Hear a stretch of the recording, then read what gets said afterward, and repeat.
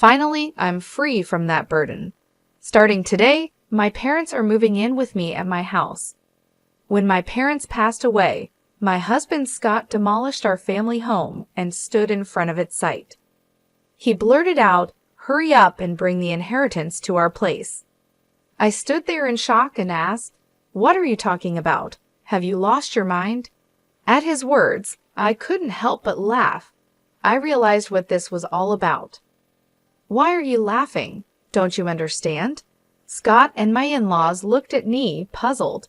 That's when I told them the truth. My name is Amy Jackson.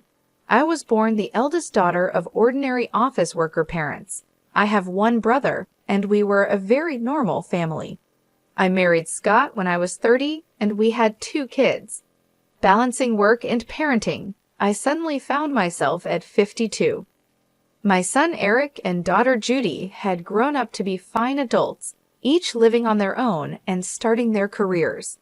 Now was the time to relax with my husband. It was an ordinary life, but I was happy. I thought I would continue to age like this, but my simple life changed one winter day. My father was in a car accident and suddenly passed away. He was only 68 at the time. Our whole family was overwhelmed with grief, especially my mother, who was so depressed she couldn't even eat. "Mom, I know it's hard, but you have to eat," I told her again and again. "I know, but I just don't have the appetite. It feels like there's something stuck in my chest," she replied. My brother and I thought she was just emotionally distressed and watched her for a while. However, she rapidly lost weight in just 3 weeks. Worried, I took her to the hospital. The diagnosis from the doctor was shocking. Cancer. The cancer was advanced, and surgery wasn't an option. She had about a year left to live. I hadn't had the chance to really take care of my parents yet. When I thought I had lost my father, now my mother was facing this illness. I was even more devastated than when my father passed, but I couldn't grieve forever. My brother lived far away and couldn't help, so it was up to me to take care of my mother. I told Scott that I wanted to live with my mother. I couldn't leave her alone, both emotionally and physically, during her illness. But Scott's reaction surprised me. "We just finished dealing with your dad's funeral, and now I have to be dragged into more of your family's issues," he said with a sigh, clearly annoyed. "You don't have to say it like that. Can't you just drive her to the hospital and back?" "Do we really have to live with her?" I asked. "I think she might feel lonely. If it's not okay, maybe I can just live at my family home for a while," I suggested. Scott became indignant. "And who's going to take care of my meals while you're gone?" "I'll come and cook, of course." "What about cleaning? Who's going to do the laundry?" he demanded. I fell silent. I intended to do what I could, but I couldn't do everything as before. Being confronted with this reality hurt. If someone said I was being selfish for wanting to care for my mother, I wouldn't be able to argue back. I'm sure my mother, being considerate, would say everything is fine as it is, but I really wanted to do something for my parents. "Fine, but I'm not helping with anything, you hear?" Scott grudgingly said to my silence. His attitude was arrogant, but he had ultimately agreed. "I'm sorry and thank you," I said. Although I thought he was being awful, he had agreed to my wish. I suppressed my desire to argue back and thanked him. Despite the trouble, Scott and I started living with my mother at my family home. We had originally been living in a house provided by Scott's employer. Scott was an only child, and since his father really wanted us to live together, we didn't plan on buying our own home. We were going to eventually move in with Scott's parents. Living in the company housing was more convenient for work, and the rent was only about $1,000 a month, so it wasn't a big burden. But now that we've moved to my family home, we don't have to pay that anymore, and we have more space. I think living together wasn't all bad for Scott. True to his word, Scott didn't help with anything, but I'm glad I could live with my mother. She seemed energetic, but she often felt weak and spent a lot of time lying down during the day. I prepared her meals, fed her, and managed her medication. It would have been impossible for her to do all that alone. "I'm sorry, Amy." "Thank you. It's a big help that you're here with me. I should thank Scott too, my mother said, expressing her gratitude many times. She was unaware of the harsh words Scott had said about living together, so she was grateful to him too. One evening, after my mother had gone to bed and Scott returned home, I brought up the subject of my mother's treatment while serving dinner. Scott glared at me and said, "I don't know what you want me to say. I told you I'm not helping with anything," refusing even to listen. I needed someone to vent to, someone to consult. All I wanted was for Scott to listen. Even after 2 months, 3 months, Scott's attitude didn't change. He constantly complained about living together, acting as if he was doing a great favor, and his behavior became more obnoxious day by day, but I couldn't say anything against it. Between worrying about my mother and being considerate of Scott, I was becoming more stressed. Around the time of the 2-year prognosis, my mother's condition worsened rapidly, and she was hospitalized. 5 days later, she passed away. Although I had prepared myself mentally, I was devastated.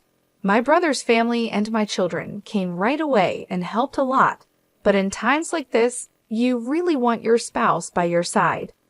However, Scott was laughing and chatting with his parents in a corner, not helping with the funeral preparations at all. My brother had taken the lead role in the preparations, and somehow we got everything ready for the funeral. But Scott, who should have been sitting in the family section, was at the very back of the relative section. "Scott, I want you to sit in the family section," I said. He replied, "No, I'm fine here. I'm not a blood relative after all." "But you're my husband," I said. Then his mother chimed in. "He's your husband, but he's not your mother's son. Scott is our son, so he's an outsider, you know. Amy should sit in the family section." Hearing this from my in-laws was painful. I was left speechless. Where I come from, it's common for sons-in-law to sit in the family section at funerals, though this might vary by area. With Scott not in the family section, distant relatives started whispering, wondering if we had divorced. It's one thing for people to gossip, but all this could have been avoided if Scott had just sat there. Feeling a bit upset that Scott wasn't by my side, we still managed to see my mother off peacefully. After the funeral, my brother's family, my children, Scott, and his parents returned to my family home. "Thank you for coming, especially at such a busy time," I said to my in-laws, offering them some tea. They laughed and replied, "Really, it's something. First your father, now your mother. These funeral expenses are a burden for us too, but at least that's the end of it." I was stunned by their words. What did they mean by that? I couldn't believe they would say such a thing. I forced a smile and excused myself. Then I overheard Scott talking with his parents. "It must have been tough for you, Scott, living with outsiders." "Yeah, dealing with Amy's whims was a pain. A husband shouldn't just follow his wife's demands. If you don't like something, you have every right to refuse," Scott said. I clenched my fists.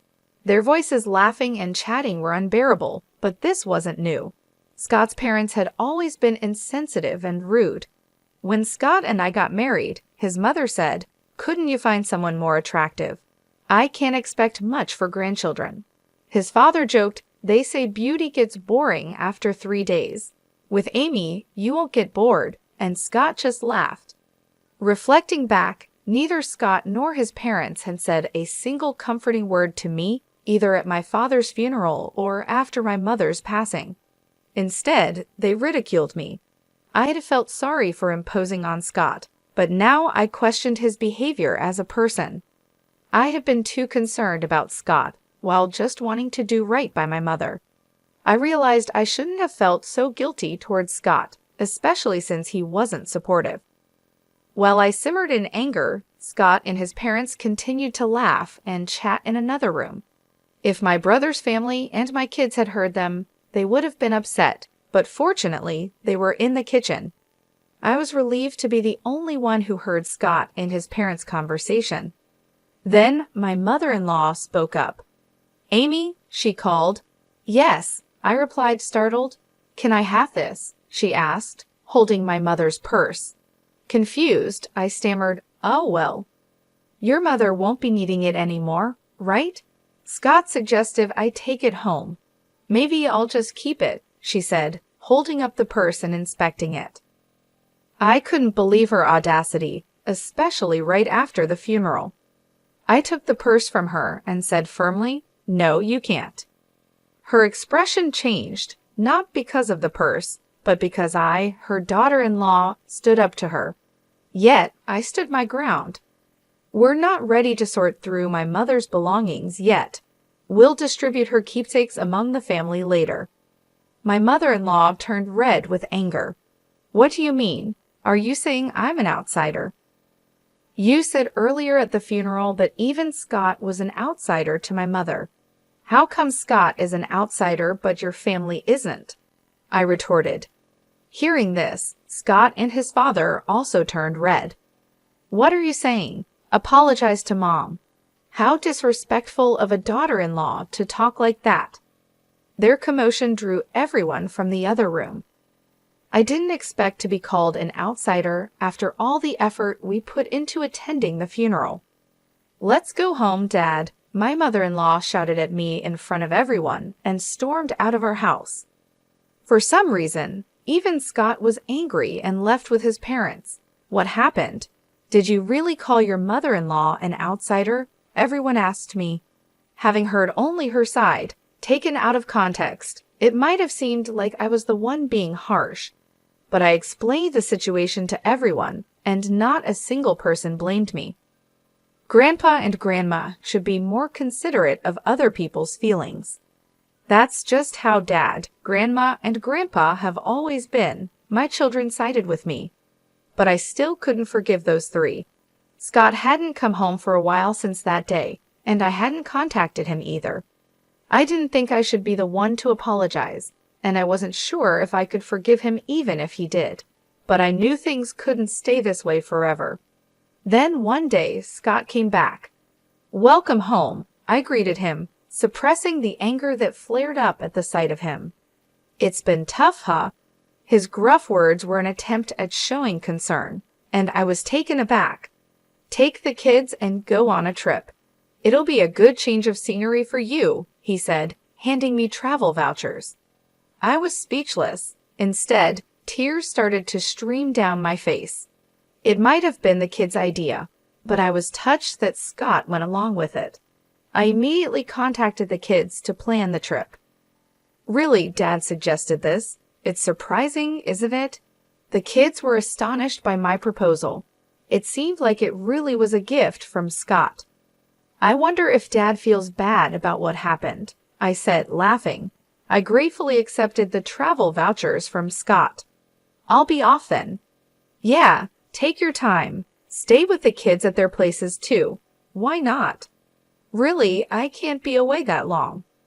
"Don't worry about me. I'll relax at my parents'. Just enjoy yourself." With that, Scott sent me off. Judy was happy to have me visit, so before the spa trip, I stopped by her place and then Gary's. I hadn't been able to visit them while caring for my mother, so I helped out by cooking and freezing meals for them. "Mom, you should relax, but thanks. This really helps," they both said, delighted to have my cooking at home. This opportunity was all thanks to Scott's suggestion. Then came the eagerly awaited spa trip. I spent a relaxing time at the hot springs with my children. The weariness from caregiving and the sorrow of losing my parents seemed to have healed quite a bit. I was away for almost a week, but both my kids returned to their homes with bright smiles. "That was fun. We should thank Dad for once." "True, just this once. But I wonder if he's up to something," Judy joked. "Don't say that.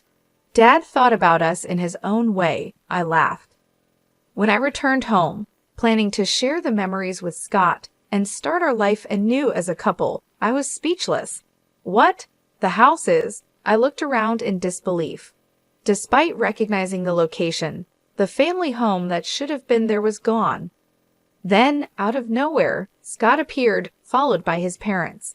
They were grinning at me, standing there dumbfounded. "Scott, what's going on?" I asked. With the same sickening smile, Scott said, "Finally, I'm rid of that baggage. Starting today, my parents are moving in with me at my house." "What are you talking about?" I replied, trying to stay calm. "Have you lost your mind? Your family home has been demolished. Bring the inheritance to our place quickly.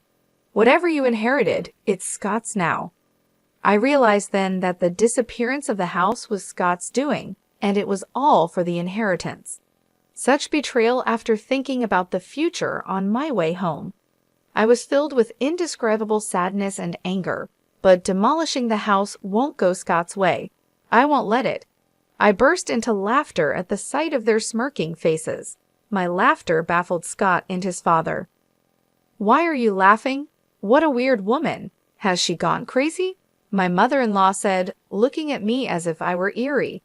Facing the three of them, I spoke up. "Don't you guys know what you're talking about? I haven't inherited a single penny, so there's no inheritance." After saying that, I burst into laughter again. They had mistakenly thought they'd become rich from the inheritance. Their wild imaginations and actions had me in uncontrollable laughter. "What do you mean? Explain yourself," Scott demanded. But I kept my mouth shut. I felt no need to enlighten them.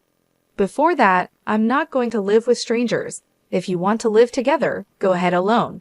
Ignoring Scott's question and rejecting his suggestion made my mother-in-law furious. "You helped with your parents' housework, but you can't do ours? You're aware of the circumstances, right? I agreed to live together, didn't I?" she yelled. "I told you I didn't want to live together. Have you forgotten that? You chose to live together to avoid housework." I refuted them one after another. "Also, demolishing the family home like that, there are things you just shouldn't do." I yelled at them and then left. Behind me, Scott's voice called out, "Where are you going?" But I didn't look back. Right now, I needed to find a place to sleep for the night, and I really didn't want to see Scott's face. I immediately consulted a lawyer. Demolishing a house couldn't be that easy. The house was still in my mother's name. As I wondered which company had done it, an unbelievable truth came to light. Scott and his father had demolished it themselves. His father, who worked in demolition, enlisted the help of acquaintances and even rented heavy machinery. The planning was meticulous. Moreover, they even gave me travel vouchers to get rid of me. Tears welled up in my eyes at the realization of being deceived. The frustration was unbearable. Is there any way to punish all three of them? I tearfully explained my situation. The lawyer smiled at me kindly. "Scott unlawfully demolished the house in your mother's name. He could be charged with property destruction and held liable for damages. Let's start by demanding a formal apology from Scott and his parents." I nodded in agreement, and the lawyer quickly took the necessary actions. A few days later, Scott called me, furious about the legal notice he received. "What's with this certified letter?" he yelled. "Oh, you got it. You destroyed my precious house, so of course you have to compensate," I replied. "Compensate? We said we were moving to my parents' place. I demolished a house that nobody was going to live in. You should be thanking me, not asking for compensation." "Now bring the inheritance and come back home," he said arrogantly. "Thank you for demolishing my house? Don't make me laugh. And what inheritance? It's not even settled yet," I shouted back. Scott was silent, seemingly taken aback by my anger, which I rarely displayed. The reason I laughed when the house was demolished was exactly this. I had a whole year with my mother. It was obvious that we would discuss matters of inheritance. So I told my brother I didn't want anything and to give it all to him. As a result, he inherited all the cash and stocks. He insisted that I should have the house since he lived far away and couldn't manage it. If I wasn't going to live there, it could be rented out. That was the plan. Either you and your father restore the house to its original state or pay the amount specified in the letter.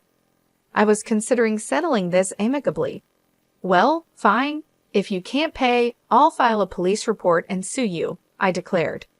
"I'm sorry. I didn't think you'd get so angry," Scott said, starting to make excuses. "Of course, I'm angry. What do you expect? I snapped. Scott seemed to think that if my family home was gone, he wouldn't have to live with his parents. His father had always wanted to live together and had a fondness for Eric. Scott had refused to live together before, citing difficult commutes, but his parents thought I was the one against it. So he convinced them by demolishing my house and making it seem like I'd move in with them with the inheritance. But I couldn't forgive him after hearing such a thing. Please give me a break. I didn't mean any harm. Dad's sorry too. If he's truly sorry, then agree to the settlement, I said and hung up the phone.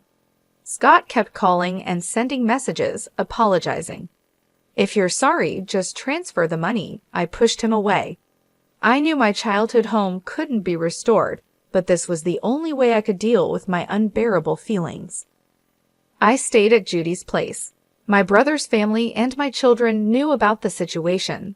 Although my brother must have been angry about our house being demolished without his consent, he said, I won't interfere, but I'll help in any way I can. Do what you think is best, Amy. Everyone condemned Scott's actions and supported me. A month passed without any compensation or alimony payment from Scott. During that time, there was no contact from him. I couldn't stay with Judy forever. I wanted to get the money as soon as possible to at least establish a living foundation. Contrary to my wishes, something unbelievable happened. It was revealed by Judy. This apron looks a lot like Grandma's, she said, showing me her smartphone screen. I was surprised when I saw it. It was a listing on a flea market app. The apron Judy mentioned, similar to my mother's, was a unique one I had made for her. What? This is Grandma's apron. I made it, so I'm sure, I said. Judy quickly checked other listings. The seller seemed to have recently joined the app with no transactions or reviews yet. There were nearly 50 items listed, and to my horror, all of them belonged to my mother. I immediately realized it was Scott. He was the only one who could have taken my mother's belongings after demolishing the house. I called Scott right away.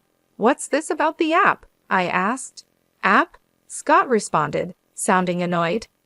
Don't play dumb. You're selling Mom's things without permission, aren't you? Cancel those listings right now, I demanded.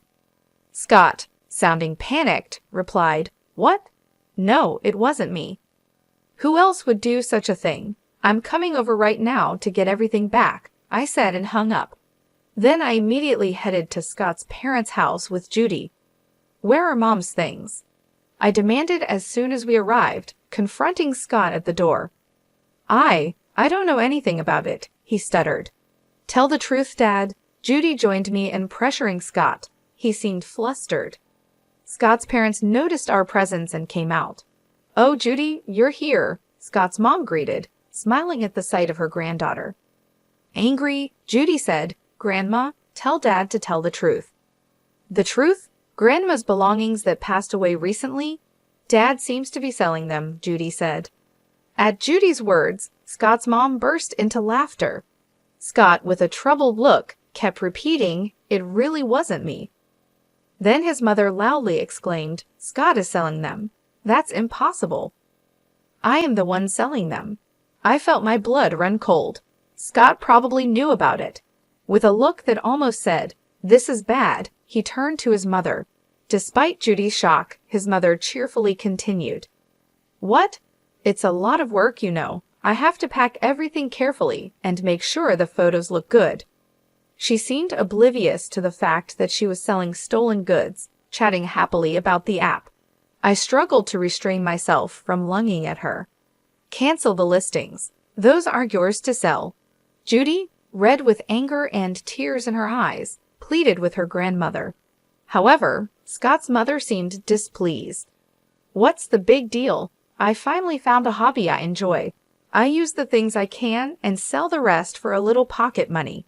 It's good for preventing dementia. I'm the only grandma left, so Judy wants me to stay healthy and live long, right? She said nonchalantly. Pleading with her to stop had no effect. There was no sign of remorse.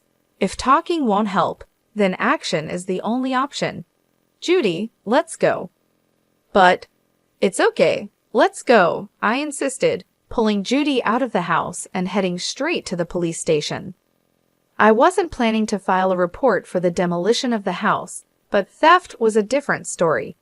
When I explained to the police that my mother's belongings were being stolen and sold, they acted immediately, and Scott's mother's account on the flea market app was suspended. The items wouldn't be sold anymore. I called Scott on the way back from the station. I had your mother's account stopped. You knew about it, right? You're complicit. No, I filed a police report about this. Please cooperate with the investigation. Scott became frantic. What? We're family, right? Withdraw it, please. Family? You still haven't paid any compensation for the house or alimony, and there's no sign of remorse. Faced with my shouting, Scott was taken aback. Despite everything, I still had feelings for Scott, having lived with him for so long. Sighing, I said, I'll wait for the money, but I won't forgive the theft. Return everything. And Scott, your father looked quite unwell. Has he seen a doctor? What? I'm not a monster, so just passing on that message, I said and hung up. Scott's father, whom I had just seen, was alarmingly thin and hadn't spoken much. His complexion was more than just pale, it was unnaturally dark. His ill health was obvious, but that family probably hadn't noticed. His wife was nonchalantly selling stolen items, and Scott only acted tough with me. They lacked any real concern for others. The next day, I received a call from Scott's father. Expecting it to be a thank you call, I answered. I got the complete opposite reaction. What do you mean by treating me like a sick person? Planning to dump me in a hospital to get rid of the hassle? I need to protect Scott and my wife from you. I'm not going to any hospital, he scolded. It was shocking to be reprimanded when I was just concerned. Sorry for overstepping. I was just worried. Humph. I'm not frail or short-lived like your parents. Don't make a fool of me, he snapped. I was infuriated by his words, but a few days later, he apparently felt unwell enough to visit the hospital. The diagnosis was terminal cancer. Scott called me in a panic. Dad's got terminal cancer. What am I going to do? I just snorted. I don't know. What did he say when I suggested going to the hospital? He said, I'm not frail or short-lived like your parents, so deal with it yourself. How can you be so heartless, Amy? I never thought you'd be such a person. Did you ever say a single warm word when my mother was sick? Reflect on your own actions, I said and hung up. As expected, Scott's father passed away soon after. As a human being, I didn't want to harbor negative feelings towards the deceased, but recalling everything that had been done and said, I couldn't shed a tear. After his funeral, his will was found. Despite all this talk of not being short-lived, he had made thorough preparations. The house goes to the grandson Eric. The rest of the estate is to be divided between my wife and eldest son. I was surprised to see Eric's name. Scott's father had always favored him, wanting to live with him. He must have wanted Eric to have the house even after his death. It was a nuisance for Eric. Renounce the inheritance. You don't need that house, do you? I told Eric, but he was happy to receive it. Inheriting the house was more of a burden than a benefit due to inheritance tax. But if he was pleased, I had no right to say anything. Following the will, Eric inherited the house. His grandmother was happy and paid the inheritance tax. He's our successor, after all, she said. While that's not wrong, I felt a bit sad as if Eric had been taken from me. Then something unbelievable happened next. Come over to our house. Scott's call prompted me to head straight to his parents' house. When I arrived, I saw Scott's mother and Scott himself standing in front of their house, stunned. Just like I once had been, the site was filled with heavy machinery and trucks labeled with demolition company names. Workers were tearing down their house right before our eyes. What's going on? It's my house. I can do what I want with it, Eric said, appearing from somewhere, looking satisfied as he watched the demolition. Eric, what are you doing? Stop this right now, Scott shouted. Stopping it now won't make it livable anyway, Eric replied. What have you done? Scott's mother and Scott were begging Eric, but Eric just laughed. Did you forget what Grandpa and Dad did to Mom? Grandma, you were awful to Mom too, right? Did you apologize? Eric's smile turned into a sharp glare at Scott's mother and Scott. They fell to their knees as the heavy machinery continued to noisily dismantle their house. I finally felt relieved seeing this scene. Later, Scott finally paid the damages and compensation from the inherited assets. The stolen items that Scott's mother took from my mother were retrieved by Eric and safely returned to me. You always have me and Judy, Eric said, and I finally shed tears of relief. Scott's mother and Scott, having lost their house and left with no money, were now living in a company house again. Scott and I had moved out of the company house, but now Scott and his mother had to return, becoming the subject of rumors. I explained the whole truth to Scott's colleague's wife, who we were on good terms with. Scott and his mother will likely have a hard life in the company housing, but it's their own doing. After Scott's retirement, they'll be forced to save up for a new place to live. I sometimes think about asking my friend how Scott and his mother are living now, just to have something to talk about. After that, I continued to stay at Judy's house. Then Eric got engaged to be married. He was planning to build a house. The land of the former family home sold for a decent amount, and I was glad to see that even that house served a purpose. Mom, come live with us, Eric offered. His fiancée welcomed me warmly.